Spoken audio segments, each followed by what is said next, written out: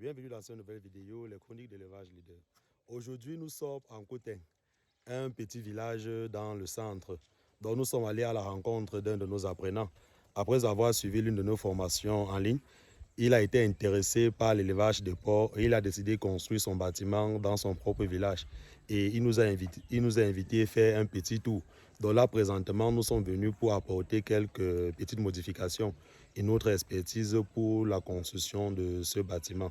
Monsieur Rodi, comment allez-vous? Je vais très bien, merci. Voilà. Merci de nous avoir accueillis à Cotin. Le plaisir est le mien. Voilà. Qu'est-ce qui vous a motivé à vous lancer dans l'élevage de porcs dans cette zone? J'ai bien voulu faire l'élevage de porc parce que j'ai voulu moi, me mettre à l'abri des coûts de chair du porc à l'extérieur. Lorsque j'ai une cérémonie, le porc coûte excessivement cher. J'ai voulu moi-même produire mon porc pour que le moment venu, si j'ai besoin, que je puisse m'approvisionner chez moi-même. Et en plus, le porc coûte excessivement cher en Cotin. Je me suis dit, je peux me faire des revenus en élevant des porcs et en les vendant.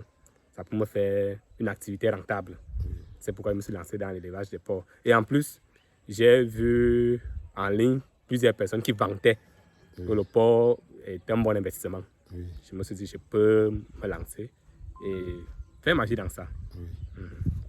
Et il y a les éleveurs de porcs dans cette zone? Il y a des éleveurs de porcs, mais ils ne sont pas assez nombreux. Oui, il y a pratiquement, ils sont au nombre de 5 environ, autour de 6. Donc, je me suis dit, avec moi, nous pouvons faire. Et je me suis rendu compte qu'ils ne sont pas assez organisés. Donc, avec mon expertise et mon dynamisme, je me suis dit, je peux les regrouper autour de moi et ensemble redynamiser le secteur du porc en Cotin. Bon, et au niveau de la commercialisation, vous comptez écouler vos produits ici comment? Vous comptez sur quel marché? Le marché de Cotin ou le marché de Yaoundé? Oui, nous avons d'abord un marché en Cotin qui consomme bien le porc. Mais je sais qu'avec le temps, ce sera surchargé. Mais nous avons aussi la proximité de Yaoundé. Donc Yaoundé qui est proche. Donc c'est possible d'évacuer nos porcs sur Yaoundé pour les commercialiser. Tu sais que l'aliment représente plus de 80% du coût de production. Donc c'est un facteur aussi très important. Et au niveau de l'approvisionnement en aliments, vous avez pensé gérer ça comment? Parce que vous êtes dans une zone un peu reculée. Je ne sais pas s'il y a les provenderies dans la zone. Nous avons 2 provenderies, mais qui régulièrement sont en carence. Bon, ce qui fait, moi, j'ai pensé que, je peux faire, en fait, je fais soin dans l'agriculture. Donc, je peux m'appliquer, déjà produire mon maïs pour mes aliments. Bon, et lorsque ça ne va pas, je suis obligé d'aller sur Yaoundé pour m'approvisionner. Ok.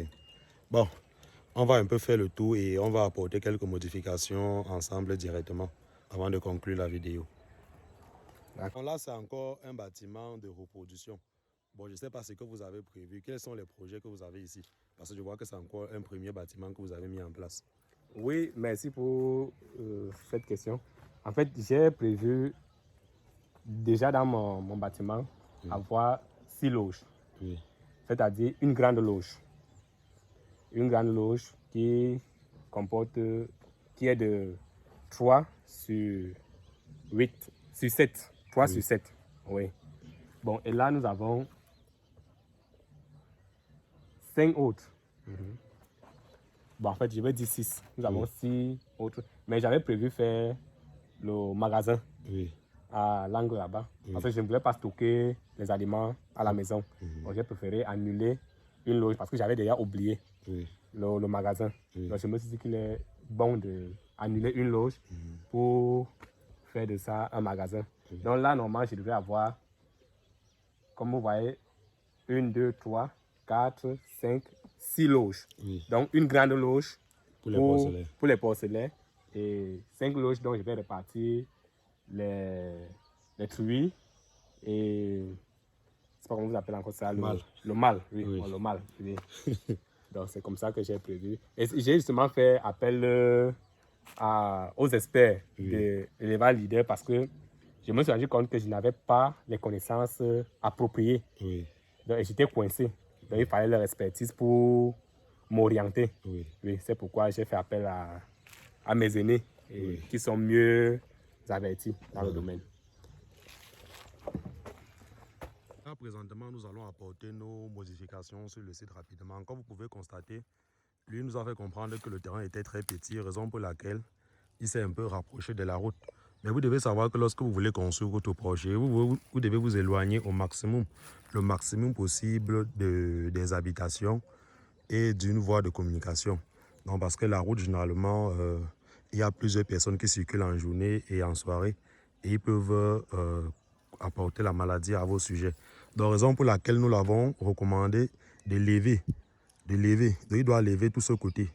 Il doit lever tout ce côté. Et l'autre côté, il doit aussi lever l'autre côté, puisque c'est toujours une barrière avec le voisin. Donc, il doit aussi lever et compléter le haut avec le grillage. Voilà. Et au niveau des loges, il doit bien veiller à la canalisation, parce que la canalisation ne doit pas aller en route ou chez le voisin. Donc, ça veut dire qu'il sera obligé de faire une fosse. Il sera obligé de faire une fosse pour recueillir les déjections de porc. Donc, nous vous présentons un peu. Donc, nous l'avons déjà laissé les modifications au niveau de la hauteur des loges et de la position des portes, ainsi que l'inclinaison.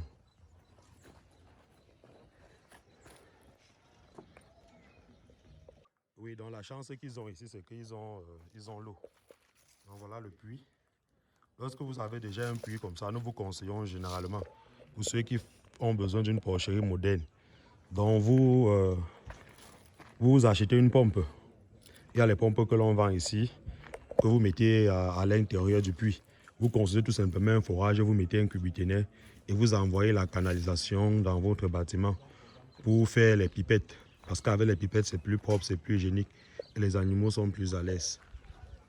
Parce que s'il va falloir venir puiser l'eau dans ce puits chaque jour, ça doit vraiment beaucoup fatiguer les employés.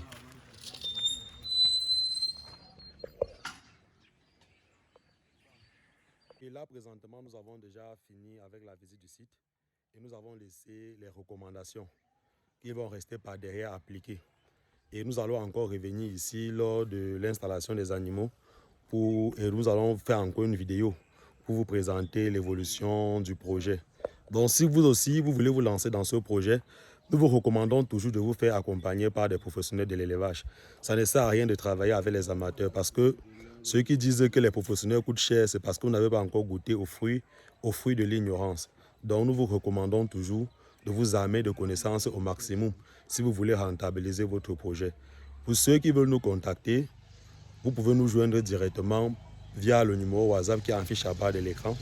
Si vous avez besoin des plans de construction, si vous avez besoin d'un devis pour la construction de votre porcherie, devis pour bâtiment engraissement, devis pour bâtiment en reproduction, n'hésitez surtout pas de nous contacter. Nous allons mettre les devis à votre disposition. Pour ceux qui sont nouveaux sur cette page, n'hésitez surtout pas de vous abonner et de cliquer sur le bouton de notification qui affichera. Parce qu'ensemble, nous allons construire ce beau monde. Élevage leader, plus qu'une passion, une nouvelle vision de l'élevage pour l'Afrique. Ciao.